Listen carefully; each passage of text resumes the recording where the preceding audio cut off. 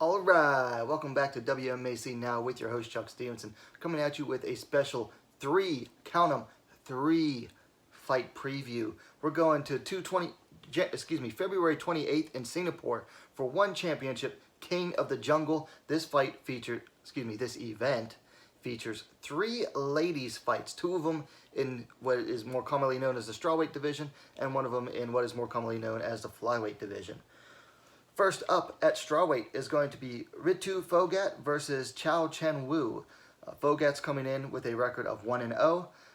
Wu is coming in with a record of 2-1. Now Wu is the much older fighter, 36 years to Phogat's 25, so 11-year difference. However, they are the same height, 5 feet 1 inches tall, 156 centimeters for you using the metric system. Here you have a born and bred wrestler in Ritu Phogat. Wrestling is all she's done pretty much her entire life, and now she's moved into mixed martial arts.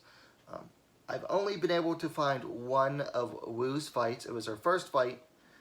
She won a decision that she won very fairly against a much bigger fighter who had missed weight. She outstruck her. Now, here's the thing about Wu's striking. It was very, very basic. But it was basic because she was using fundamentals. Good fundamentals, too. I mean, it wasn't the cleanest striking. It wasn't the prettiest.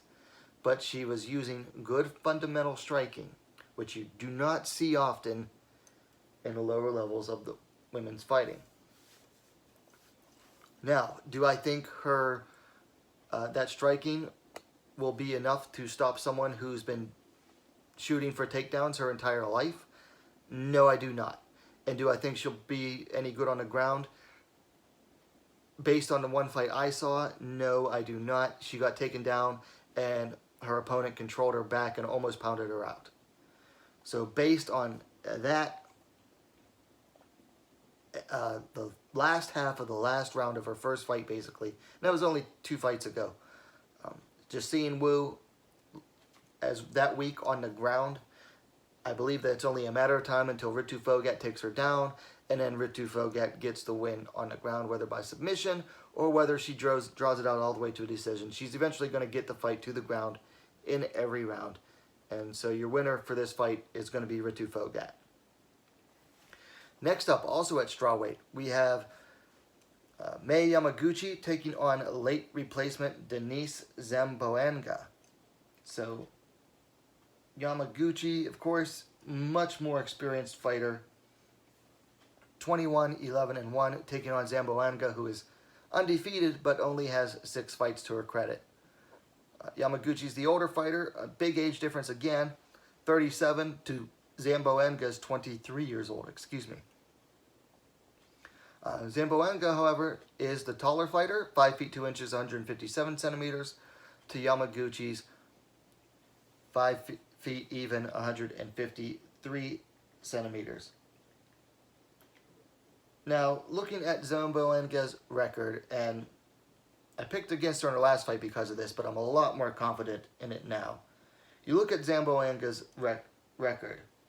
She only has 1 win against any fighter with more than 1 fight on her record, and as the only fighter with a winning record, and that was her last fight against Gian Radzuan. Now, Zamboanga is strong. She does hit with some power. She seems a fighter on the rise. However, she's taken this fight on short notice against the division's pretty much consensus second best fighter in Mei Yamaguchi. Now, Mei's getting up there in age, but it's not slowing her down. And out of the 2 fighters she has losses to in one championship, one is the champ, and the other is no longer with the organization. So my pick is Mei Yamaguchi. I mean, Zamboanga is an improving, a climbing fighter. She's definitely going to be someone who's climbing the ranks there. But taking on Mei Yamaguchi on short notice is just going to be, it's too much, too soon for Denice Zamboanga. So I'm taking Mei Yamaguchi to win this one. And then finally, at Flyweight, we have Iffany taking on the fast-rising Ayaka Miura. Teo's coming in 8-1. Miura is coming in with a record of 10-2. Both are the same age, at 29 years old. Teo is the taller fighter, 5 feet 5 inches, 165 centimeters tall, to Miura's 5 feet 2 inches, 157 centimeters tall. Now, I think Teo is going to be Miura's toughest fight to date in one championship. Teo has very nice, crisp boxing. And if you go back to Miura's last loss was to Viviane Araújo in Pancrase. And what does Araújo have? Nice, crisp boxing. So Teo, I definitely see her giving Miura some trouble, particularly on the outside and at boxing range. Now again, what this comes down to, and it's the same with every Ayaka Miura fight, can Teo avoid the clinch? Can Teo avoid getting taken down from the clinch? And can she avoid getting submitted from the scarf hold position, which Miura lands in pretty much every time she takes an opponent down? This, to me, is the toughest fight to pick on this card out of the 3 ladies' fights. But I'm going with Ayaka Miura to win this one as well. I just think that Teo is not going to be... I think that Teo is going to give Miura trouble with her boxing. And I think Miura is going to have a bit of a tough time getting to the clinch. But I just think that she's going to get there eventually. She's going to take Teo down. And she's going to light her up on the ground and possibly submit her. So we're going with Ayaka Miura. Alright, so that's... my picks for One King of the Jungle. Like I said, it's February 28th in Singapore at, I think, is it the Asiata? What is it? The Singapore Indoor Stadium, excuse me. Now, one interesting note about this event is that due to the coronavirus outbreak, One Championship has taken the measure of refunding all the ticket buyers their full ticket price, and they are holding it in an empty arena.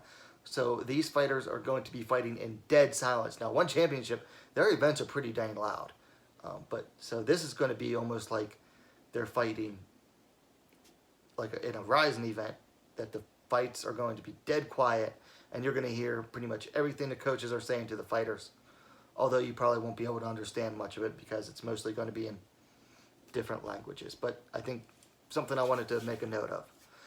Anyway, let me know your thoughts in the comments down below. Of course, likes are always appreciated. And hey, what are you waiting for? Subscribe to WMMA Scene Now, the best, fastest growing women's mixed martial arts dedicated platform on YouTube.